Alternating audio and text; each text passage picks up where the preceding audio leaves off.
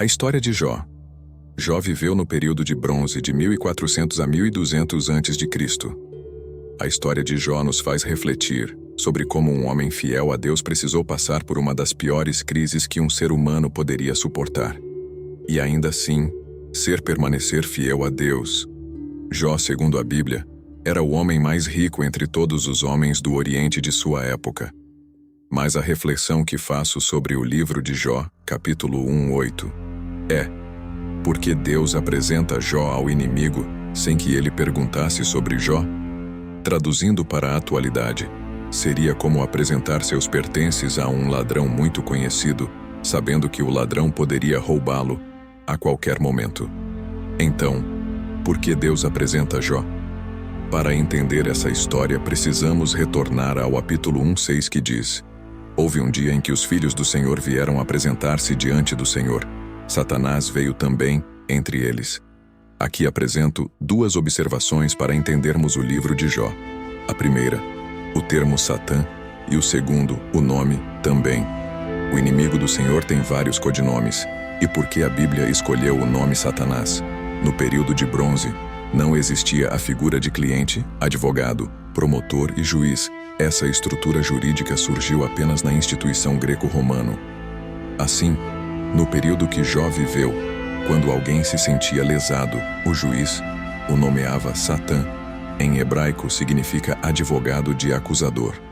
Ou seja, quem vai apontar perante o juízo o motivo de estar sendo lesado. O outro ponto é a expressão também, relatada no trecho bíblico, tem uma conotação de ironia.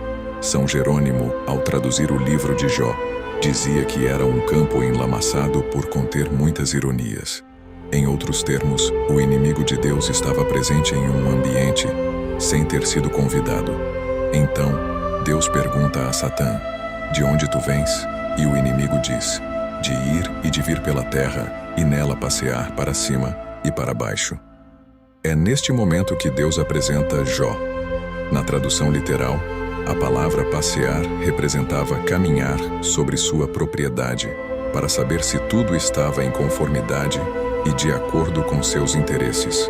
Ou seja, Satanás passeava pela terra como sendo sua propriedade e reclamava a Deus a posse do planeta Terra. E de fato, o mundo era de Satã, como é confirmado no livro de João, capítulo 14:30, em que Jesus diz: o príncipe deste mundo está chegando. E em outro trecho diz: o mundo jaz do maligno. Assim, quando Satã diz a Deus que passeava pela terra, o inimigo passeava como dono, como proprietário da terra. Mas para ser dono, nada de Deus poderia estar presente. E é aí que Deus apresenta Jó, homem íntegro e fiel a Deus, e que por isso a terra não poderia ser reclamada como propriedade do maligno. A escolha por Jó não estava relacionada aos bens que ele possuía, mas à fidelidade dele a Deus, diante da acusação do diabo diante de Deus. Na cultura teológica sociológica da época, a pessoa bem-sucedida, bem financeiramente, saudável, significava que você estava bem com Deus. Se você não estivesse bem financeiramente, leproso, significava que fez algo que desagradou a Deus. Para o inimigo existia uma relação de interesse entre Jó e Deus, pois Deus abençoava tudo em que Jó fazia pela fidelidade que tinha. Então Deus diz: não há ninguém na terra como Jó, homem perfeito e justo que teme a Deus e se afasta do mal. Satanás indaga Deus dizendo: toca em seus bens e em tudo que ele tem, e Jó blasfemará na tua face. Então, Deus permite que Jó seja tocado, com exceção de uma coisa: o inimigo não poderia tocar na vida de Jó. Assim, concluímos a primeira parte da incrível jornada de Jó, um homem cuja fé resistiu às tempestades mais devastadoras.